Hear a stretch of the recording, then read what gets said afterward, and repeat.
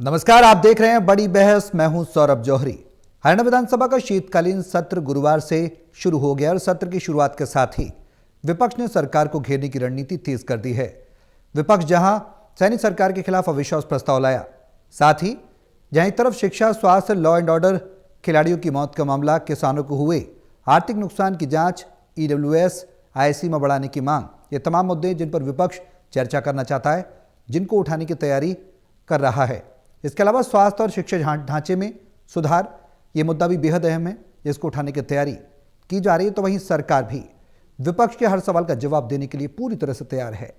ऐसे में सदन के शीतकालीन सत्र में सत्ता पक्ष और विपक्ष के टकराव के बीच क्या आम जनता से जुड़े मुद्दों पर हल निकलेगा, ये सवाल है।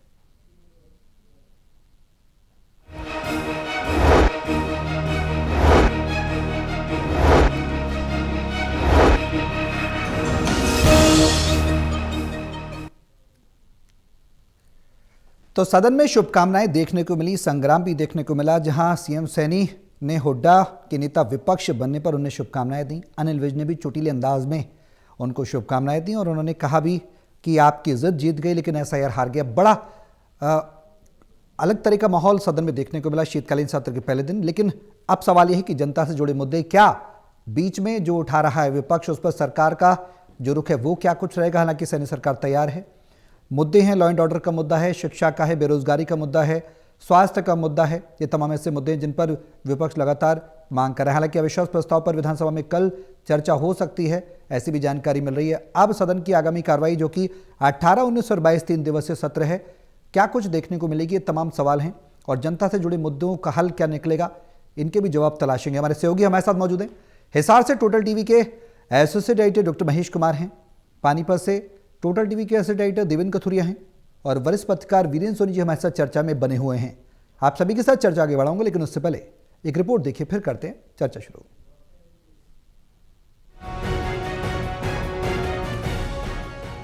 बृहस्पतिवार को कड़क सर्दी और कोहरे के बीच हरियाणा विधानसभा के शीतकालीन सत्र के पहले दिन सत्ता पक्ष और विपक्ष तैयार होकर सदन में पहुंचा, क्योंकि ये पहले से तय था कि इस बार का सदन हंगामेदार हो सकता है, क्योंकि किसानों, युवाओं और लॉ एंड ऑर्डर जैसे अहम मुद्दों को विपक्ष अपना हथियार बनाकर सरकार को घेरेगा। ऊपर से विपक्ष का ये भी फैसला कि सरकार के खिलाफ अविश्वास प्रस्ताव लेकर आएंगे, क्योंकि बकौल नेता प्रतिपक्ष भूपेंद्र सिंह हुड्डा ये नॉन परफॉर्मर सरकार है। सदन में सीएम नायब सैनी भगवा पग पहनकर पहुंचे तो कांग्रेस के 5 विधायक हरी जैकेट पहनकर आए। दोपहर को लंच तक सदन में शुभकामनाओं का दौर चला, पर संग्राम भी होगा ये भी तय है। सदन में फिर नेता प्रतिपक्ष बनकर आने पर सीनियर मंत्री अनिल विज ने शेरो शायरी से भूपेंद्र हुड्डा का स्वागत किया। जीत का राज विपक्ष के नेता बनकर हाउस में आए हैं, मैं इनको भी मुबारकबाद देना चाहता हूं। हवाएं लाख मुखालिफ हों, हवाएं लाख मुखालिफ हों, मगर ये तय है दिया वही जलेगा जो अपनी जिद पर अड़ा है। सरकार और विपक्ष को दोनों के लिए ये उपयोगी सिद्ध होगा। माननीय अध्यक्ष जी, हम सब जानते हैं कि विपक्ष का नेता लोकतंत्र में अत्यंत महत्वपूर्ण भूमिका निभाता है। वह सरकार की नीतियों पर प्रश्न भी उठाता है, माननीय अध्यक्ष जी सुझाव भी देता है और जनता की आवाज को सदन तक पहुंचाता है। गौरतलब है कि सत्र की शुरुआत प्रश्नकाल से हुई। सदन में नेता प्रतिपक्ष भूपेंद्र हुड्डा ने सत्र की अवधि बढ़ाने की मांग की, जिसका सीएम सैनी ने समर्थन किया। सदन में सीएम ने कहा कि सरकार विपक्ष की सभी बातों और मुद्दों पर चर्चा करेगी, जवाब भी देगी, बस आप शांति बनाए रखो। मेरा आपके माध्यम से मुख्यमंत्री जी से एक ही सवाल है कि भाई जितने स्कूल हैं, कॉलेज है, उनको ऑडिट क्यों नहीं कराते और सेशन से पहले ऑडिट रिपोर्ट आ जाए, पता लग जाएगा। रोज रोज करते मुख्यमंत्री जी ऑडिट करवाएंगे कि नहीं करवाएंगे? नहीं, ऐसे नहीं हुआ करता। ऐसा तो इसीलिए शॉर्ट में बोलने के लिए बोला जाता है कि सारे प्रश्न आ जाए, इसीलिए बोला जाता है, प्रश्न काल एक्सटेंड नहीं होता। गौरतलब है कि विपक्ष किसानों, युवाओं, धान घोटाला और कानून व्यवस्था पर सरकार को घेरेगा तो सरकार के विधायक और मंत्री, मुख्यमंत्री भी पूरी तैयारी के साथ आए हैं। 5 दिन के सत्र में बृहस्पतिवार, शुक्रवार और सोमवार को 3 सिटिंग्स होंगी, क्योंकि शनिवार और रविवार को इनकी भी छुट्टी रहेगी। चलिए देखिए, आपस में इन माननीयों की दोस्ती, संबंध और लिहाज तो है, पर ये सदन जनता के लिए बना प्लेटफॉर्म है, जहां उनकी बात होनी है और अपने अपने फर्ज पूरे करने हैं। Haryana bureau, total news. तो हरियाणा विधानसभा की शीतकालीन सत्र के पहले दिन कई तरह के व्यंग देखने को मिले और शेर व शायरी का अंदाज देखने को मिला। ये पूरी तस्वीर देखकर ये तो साफ नजर आ रहा है कि विपक्ष का रवैया अब काफ़ी हद तक सकारात्मक है। जाहिर सी बात है, ये भी कहा जा रहा था सदन के अंदर कि मजबूत विपक्ष होगा तो वो लोकतंत्र की खूबसूरती भी कहा जाता है, जाहिर सी बात है। अब ऐसे में आगामी सत्र की जो कार्रवाई उससे क्या कुछ उम्मीद की जा सकती है, आज के सत्र में क्या कुछ खास रहा है, उसका निचोड़ देवेंद्र मैं आपसे ही जानना चाहूँगा। शुरुआत में आपसे ही कर रहा हूँ, आज के सत्र की कार्रवाई को देखकर क्या कुछ आभास लगाया जा सकता है, क्या कुछ नजर आ रहा है, आने वाले समय में क्या कुछ उम्मीद की जा सकती है जो और आगामी आने वाले समय में सत्र चलेगा जब उसमें चर्चाएं होंगी? देखिए सौरभ, पहले दिन का सत्र मैं ये कहूंगा सामान्य रहा, लेकिन इसमें रोमांचक क्षण भी देखने को मिले। आप देखिए 2024 के जो चुनाव हुए विधानसभा के, जो पिछली सरकार थी, दूसरी बार की सरकार, ये तो तीसरी बार की है। जब विधानसभा चुनाव अभी होने थे, जब तीसरी बार सरकार बनी है, मेरे को याद है अनिल विज अक्सर कहा करते थे भूपेंद्र सिंह हुड्डा के लिए जेल तैयार है, बस जेल बन रही है, जेल तैयार है। मेरे को लगता है 20वीं बार उन्होंने बयान दिए थे। और अब जब चुनाव हो गए, हालांकि मुख्य विपक्षी दल कांग्रेस है, आज अनिल विज स्वागत करे थे भूपेंद्र हुड्डा का, आइए आप नेता विपक्ष हैं, आपका स्वागत है, और शेर बनकर सुनाया। उसके अलावा आज ये भी एक रोमांचक रहा कि मुख्यमंत्री खुद आज वो पग पहन के आए, सिखों वाली जो जी सिखों वाली जो पग है, उस कलर की पग पहन कर आए, और सबसे पहले उन्होंने आम्बेडकर की प्रतिमा को नमन किया और फिर अंदर आए सदन में। और कांग्रेस के कुछ 5 विधायक थे जो हरी जैकेटें पहन कर आए, उन्होंने फोटो भी करवाई। उनका ये कहना था कि किसानों का मुद्दा, किसान बहुत परेशान है, अभी तक उनको दिवाली तक मुआवजा मिलना था, बारिश बाढ़ 2 महीने पहले आई थी, अब तक मुआवजा नहीं मिला। कई खेतों में अभी भी पानी खड़ा है, पिछली फसल खराब होगी, अगली बो नहीं सके, गुजारा कैसे करे, किसानों की समस्या को लेकर उनका ये कहना था पीड़ है। इसके अलावा आज गुरु तेग बहादुर पर चर्चा हुई, प्रश्न काल के साथ शुरुआत हुई सदन की।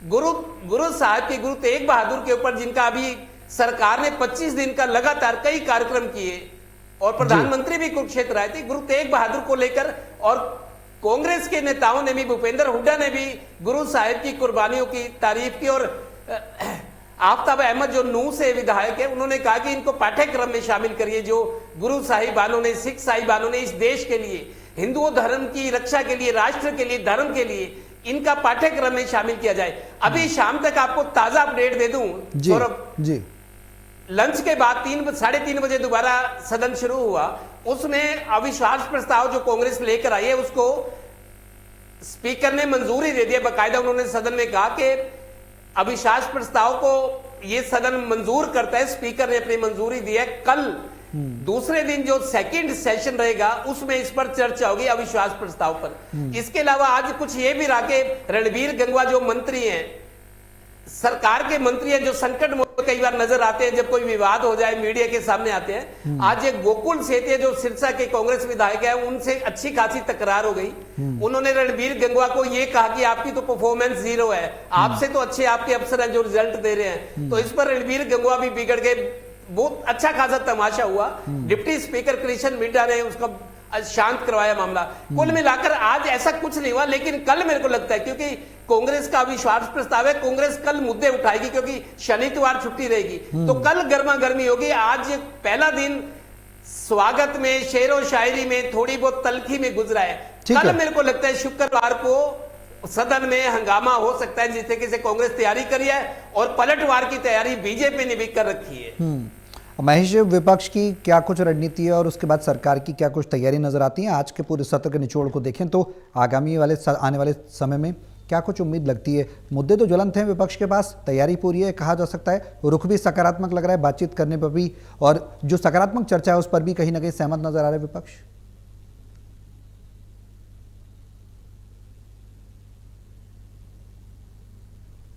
देखिए, सबसे पहले की बात तो ये कि अविश्वास प्रस्ताव की मंजूरी सरकार की तरफ से दी गई, क्योंकि सरकार को पता है कि इस अविश्वास प्रस्ताव से किसी भी तरह का कोई खतरा सरकार को नहीं हो सकता। तो अविश्वास प्रस्ताव कांग्रेस लेकर आए और उसे गिराने की जो प्रायोरिटी है, जो मेरिट है, वो सरकार अपने खाते में चढ़ाने का काम करती है। तो यकीनन पहले भी इस पर जिक्र किया गया था कि अविश्वास प्रस्ताव लाने का क्या फायदा जब उस पर अमल नहीं किया जा सकता। सरकार को कोई खतरा संख्या के लिहाज से है भी नहीं, हो भी नहीं सकता, तो फिर इस तरह की कोशिश का अंजाम क्या होगा। लेकिन फिलहाल ये बात कही जा सकती है कि बहुत कुछ सिंबॉलिक अब कांग्रेस पार्टी के लोग समझाने की कोशिश कर रहे हैं। मुझे याद है कि हरे रंग से काफी, और खासकर ऐसा हरा रंग जो कि इंडियन नेशनल लोकदल अपने लिए इस्तेमाल करती हुआ, ऐसे हरे रंग से कांग्रेस पार्टी के लोग हमेशा से एक तरीके से चौकन्ने हो जाते हैं, और इस हरे रंग से परहेज कांग्रेस पार्टी के लोगों ने हमेशा से किया है। अब इस हरे रंग की जैकेटों को पहनकर हरियाणा विधानसभा में खड़े होने का क्या अभिप्राय यहाँ पर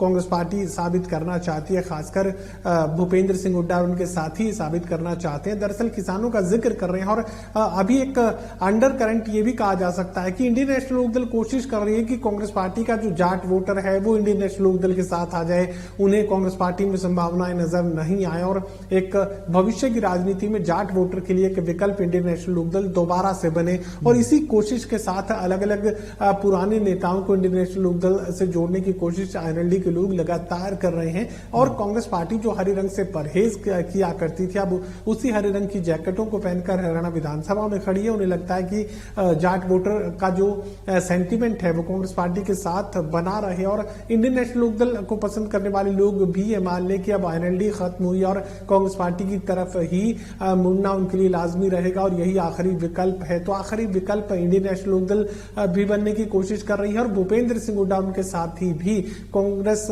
पार्टी के साथ जाट वोटर्स को जोड़ने की कोशिश अपने तरीके से करते नजर आ रहे हैं। मुख्यमंत्री का पग पहनकर आना लगातार उन्हीं कार्यक्रमों के सिलसिले को आगे बढ़ाने की कोशिश है जो प्रधानमंत्री नरेंद्र मोदी सिखों को लुभाने के लिए अलग अलग तौर तरीके इख्तियार करते रहे हैं। फिर चाहे अमित शाह के कार्यक्रम की बात की जाए या प्रधानमंत्री नरेंद्र मोदी के कार्यक्रम की बात की जाए, आजकल जो अंदाज है मुख्यमंत्री नायब सिंह सैनी का, वो कहीं ना कहीं सिखों के बेहद करीब जाते हुए नजर आ रहे हैं। और चूंकि पंजाब में चुनाव है तो आए दिन हम इस बात को दोहराते रहे हैं कि जो भूमिका दिल्ली चुनाव में नायब सिंह सैनी ने अदा की, बिहार चुनाव में अदा की, उससे भी बेहतरीन भूमिका यहाँ पर पंजाब चुनाव में बतौर स्टार प्रचारक नायब सिंह सैनी करने जा रहे हैं। उनके साथ ही उनके कैबिनेट मंत्री वहां मैनेजमेंट करने जा रहे हैं।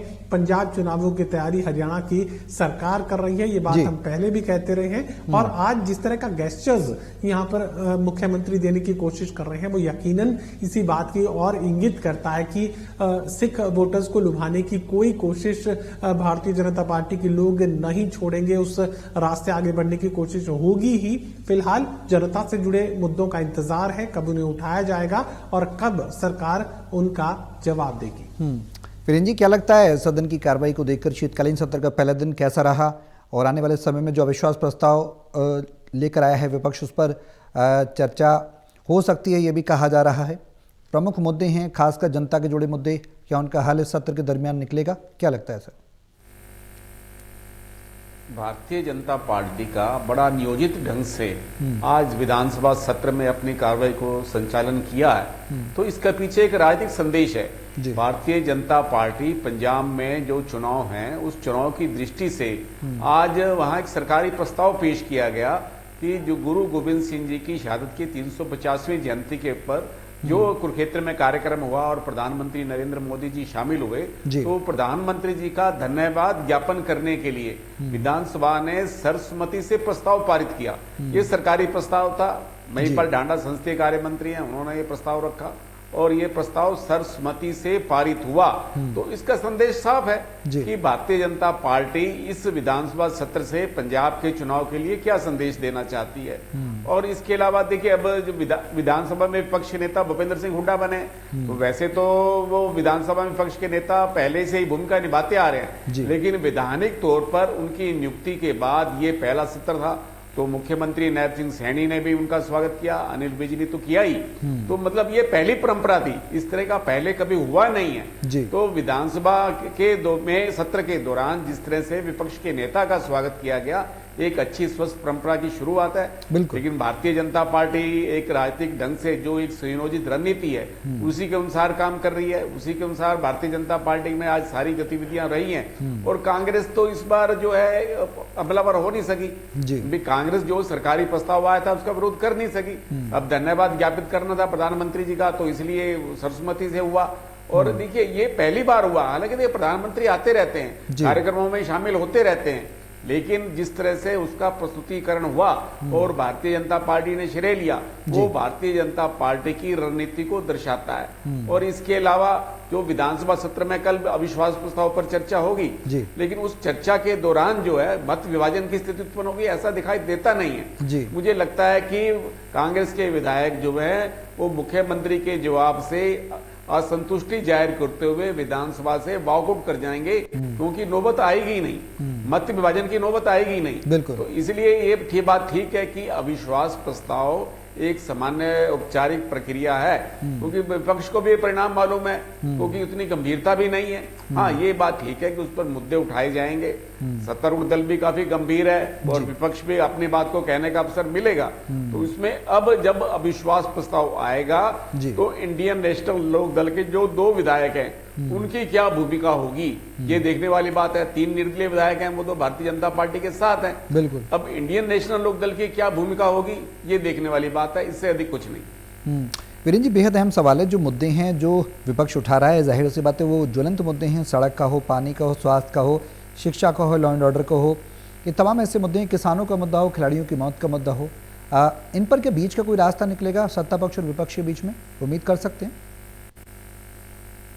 देखिए, मुद्दे तो गंभीर हैं, सरकार पहले ही गंभीरता से इन मुद्दों पर काम कर रही है। ये बात नहीं है कि सरकार की जानकारी में नहीं है, लेकिन विपक्ष का काम है इन मुद्दों को उठाना, उनका कर्तव्य भी है। बिल्कुल। तो ये सरकार का ध्यान आकर्षित करेगा, सरकार इन मुद्दों पर क्या अपना रुख रखती है।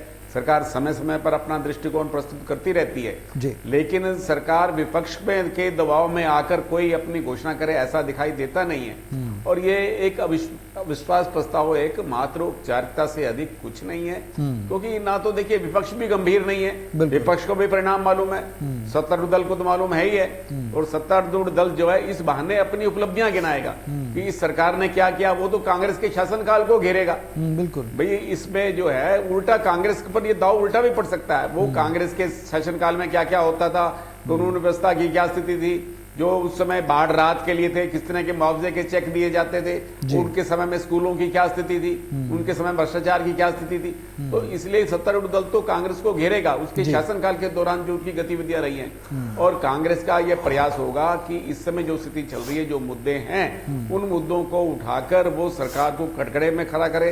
लेकिन मुझे लगता है कि ये ज्यादा कुछ जो है बयानबाजी तक ही सीमित रहेगा, आरोप प्रत्यारोप का दौर चलेगा, इससे अधिक कोई हल निकलने वाला नहीं है। देवेंद्र, सरकार की तैयारियां क्या मुकम्मल हैं? कहा जा सकता है सरकार पूरी तरह तैयार है विपक्ष के हर सवाल का जवाब देने के लिए?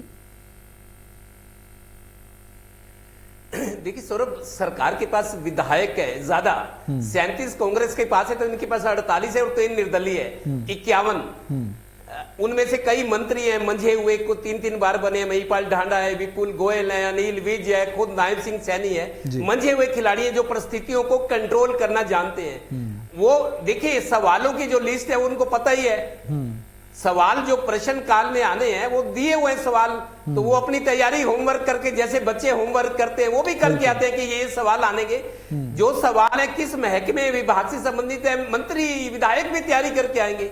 और वैसे भी आप देखिए विपक्ष के पास कौन है, पार्टी के लोग हैं, संगठन के, लेकिन सरकार के साथ कौन है, बड़े बड़े मंत्री हैं, मंत्रियों का ब्यूरोक्रेट्स बैठे हैं, कर्मचारी हैं, पूरा अमला है। उनको देर रात तक, सुबह तक, जब मर्जी जो चीज चाहे वो उनके हाथ में तैयार आ जाती है। विधायक, मंत्री, मुख्यमंत्री, पूरा सरकारी अमला है, संसाधन है सरकार के पास, सत्ता पक्ष के पास। विधायक ज्यादा है, मंत्री है, मुख्यमंत्री है। आप देखिए बड़े बड़े अधिकारी हैं, वो रात को कोई भी डिमांड की जाए कि ये आंकड़े चाहिए, 25 साल के आंकड़े, उनको तुरंत 1-2 घंटे में मिल जाते हैं। लेकिन विपक्ष के पास क्या, या तो वो खुद काम करे या उनके संगठन के लोग। बिल्कुल। उनकी मदद कर नहीं सकते, तो सरकार की बहुत पावर होती है, संसाधन भी है उनके पास। दूसरा मेरे को लगता है जो अविश्वास प्रस्ताव वाली बात है, जो सेकंड सिटिंग कल होगी, मतलब सेकंड हाफ जो होगा सुबह के बाद, उसमें अविश्वास प्रस्ताव पर चर्चा होनी है। अविश्वास प्रस्ताव गिरना तय है। पिछले 5 साल में तीसरा अविश्वास प्रस्ताव है। सरकार को 11 साल से ज्यादा हो चुके हैं, लगातार तीसरी बार सरकार, लेकिन पिछले 5 साल में तीसरा अविश्वास प्रस्ताव है, 2 बार गिर चुका है, तो कोई नतीजा निकलना नहीं। लेकिन जनता को ये मैसेज देना चाहता है विपक्ष के, हम आपके मुद्दे, किसानों के, युवाओं के, लॉ एंड ऑर्डर, नशाखोरी जो चल रही है, तो हम आपके मुद्दे उठा रहे हैं, मतलब लड़ते हुए दिखे। विपक्ष लड़ता हुआ दिखेगा कि हम पब्लिक के मुद्दे उठा रहे हैं, जिन समस्याओं से लोग जूझ रहे हैं, लेकिन वो कर क्या सकते हैं? एक ना उनका विधानसभा के स्टेज पर उनको अपना परफॉर्मेंस दिखानी है कि हाँ ये दिखते हैं किसानों की, युवाओं की, कर्मचारियों की, जो है, तो वो यही कर सकते हैं। जनता की हमदर्दी बटोरना चाहेंगे, लेना चाहेंगे कि हमने आपके मुद्दे सदन में उठाए हैं। बाकी अविश्वास प्रस्ताव का नतीजा तो आज ही पता है और कल भी सामने आ जाएगा। महेश, जो मुद्दे हैं जो तमाम विपक्षी दल के नेता उठा रहे हैं सदन के अंदर, विधायक देवेंद्र हंस ने टूटी सड़कों का मुद्दा उठाया, रोहतक से विधायक बीवी बत्रा ने गंदे पानी की ओर सदन का ध्यान खींचा, शिक्षा है, लॉ एंड ऑर्डर है, स्वास्थ्य है, बेरोजगारी है, तमाम मुद्दे हैं। टकराव के बीच क्या मुद्दों का समाधान स्थायी रूप से निकलेगा? क्या सरकार ये सुनिश्चित कर पाएगी सदन के माध्यम से कि हाँ इतनी समय सीमा में जो समाधान है वो इन मुद्दों पर मिल जाएगा?